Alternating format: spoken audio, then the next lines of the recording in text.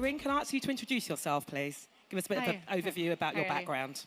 Yes, so I'm Carine Turgeon, VP Communications for AdAlliance and MD for the AdAlliance office in Paris.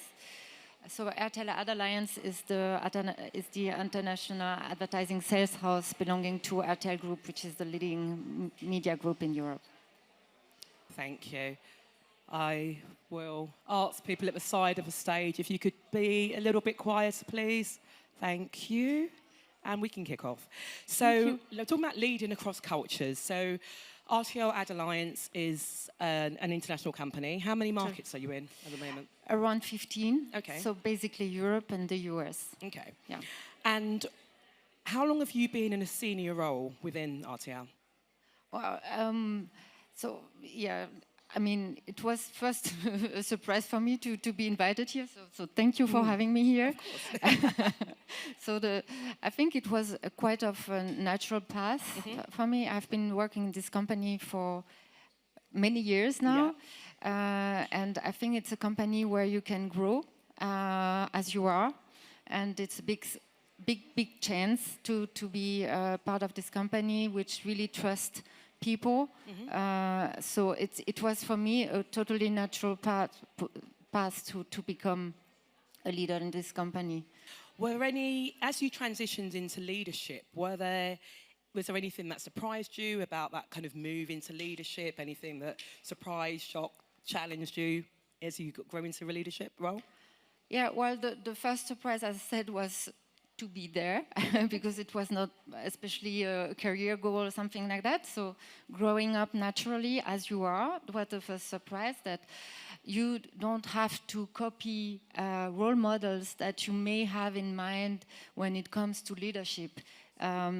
We often have like unconscious role models of what a leader should look like in terms of boldness, in terms of loudness, in terms of assertivity and so on.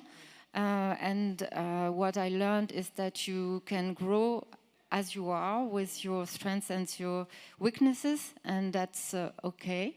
So that's something that I learned, that if you are surrounded by people that trust in you, you can make it. And if you believe in you and you know what you want, you can also make it, even if you don't. I mean, if you are not looking like the typical speaker, exactly. Yeah, so that kind of authenticity in leadership, right? Yeah, so totally. Yeah, to bring yourself, your characteristics to leadership. Yeah.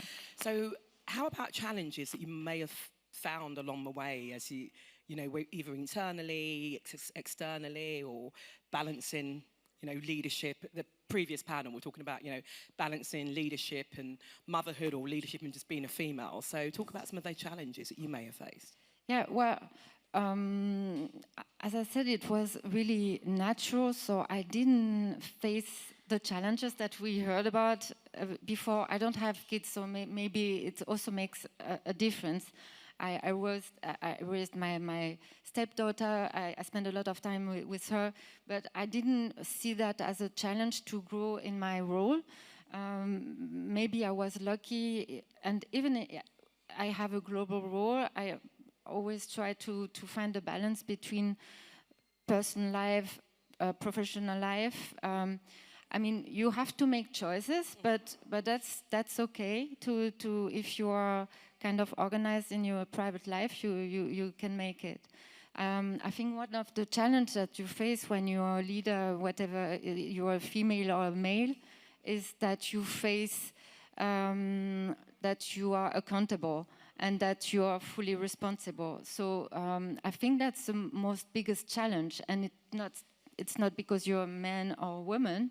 It's because you have to take your responsibilities for your role, and in that, even if you have a strong team behind you, even if you're supported by your management team, at the end you have to decide. You have to take the accountability for your decisions, and it's a kind of loneliness that you face when you are in this role.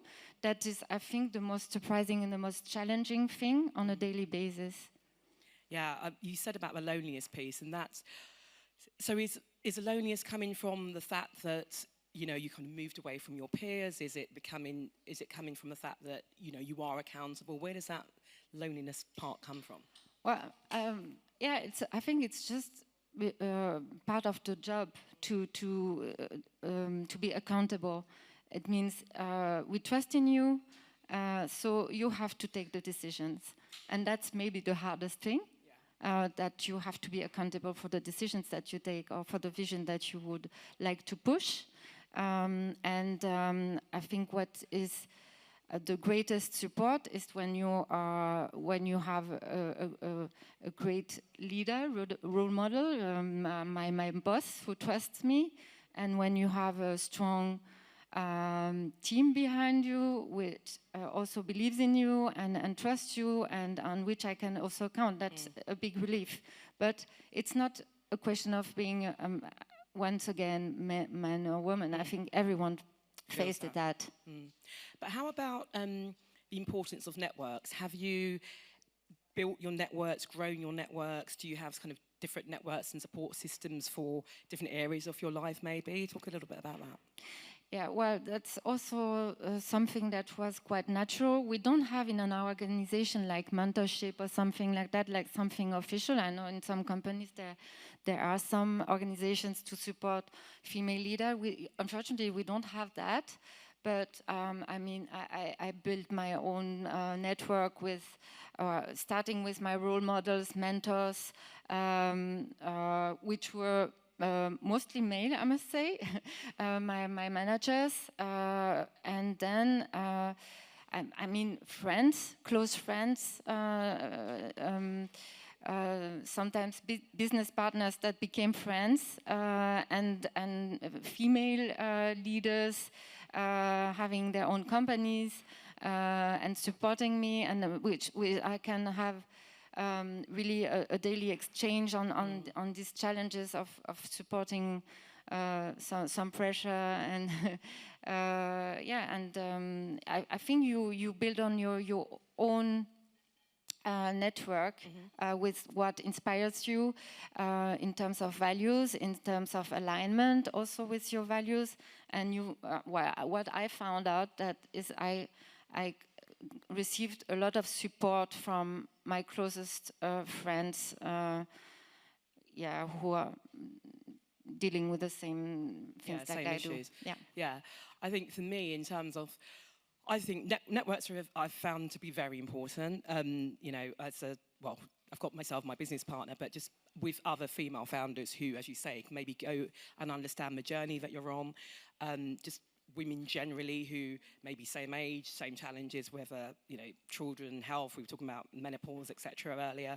And also, as you say, the importance of having, you know, men as champions, men as allies, men as supporters as well, and speaking up. So it's having different people for different things, isn't it, along different aspects of your life as a leader. Yeah, totally. It's not about opposing men and women. I mean, you find your role models wherever you have the right values in front of you. And I mean, it's not about, I mean, female leadership. I mean, you get inspired by everyone around you, and it's not about being a man or a woman. I mean, you can really find really strong values that appeal to you, and the support. Whether it's a man or a woman. Let's talk a bit about the kind of cross-cultural environment that you're working in and kind of managing a cross-cultural environment. How does leadership change? And you know, let's not go into the stereotypes of certain countries do this, etc. But are there certain nuances that you see in different markets or different countries? Yes. Well, when you work with different countries, different culture. Well, we are basically European-based, so there are not some huge cultural differences from countries to countries. However, when you have teams in different countries, you need to care. I mean, caring is the most important thing, listening, understanding, not judging, taking time to understand the needs, also the different working habits maybe. That's, I think, really important. well, for example, we have a lot of colleagues in Germany, and in Germany there is a big part of women still working part-time. So that's also something that you need to take into consideration in your organization. Also, I don't know, just an example, the sitting meetings when the rest of the team is on part-time, and respecting also that rhythm. And when it comes more globally to leadership, I think that's where we experience also maybe challenges in terms of figures when it comes to us in the company. For example, we have as an objective to get for 2025 40% as female senior leader in the company, which is a challenge when you have 40% of female working part-time. Yeah. So what are you currently at? So your target's 40%. Do you know where you are currently in terms of, towards that goal? We are at 37% at the moment. So it's not too bad. Yeah, great. No, it's not too bad. I'm conscious of time, and after asking Katie to keep the time, we better keep the time. But how about advice? So for women in the room at different stages of their career, and this is, I think, particularly for women in the room, different stages at their career, aspiring or looking to move into leadership, what advice would you give? It doesn't have to be one piece. What advice would you give them? It's hard to give advice, but I think working hard is one. Being engaged and believe in what you do is another. Choosing the right role models, and I think the most important thing is to stay as you are. Don't be afraid of doing mistakes.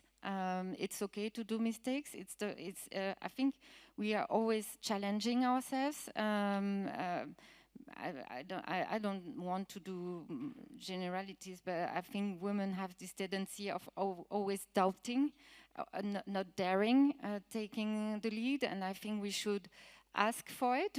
We should not. we just. Don't assume it's going to be given to ask for it.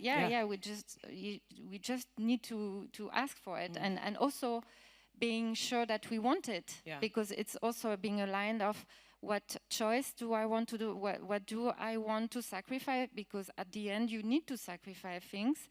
You especially in global roles where you have to travel a lot, and so you have to get organized, and you have to be also aligned with your family life, if that's okay to have this kind of life in your and if you can get organized with that, if you are fine with that, if you feel good with that. So I think the first thing is to be aligned with what you want, and then take the lead. Take the lead and speak out and say things if you want them. Perfect. We are at time, but thank you so much, Carine. Thank you. Thank you. Thank you.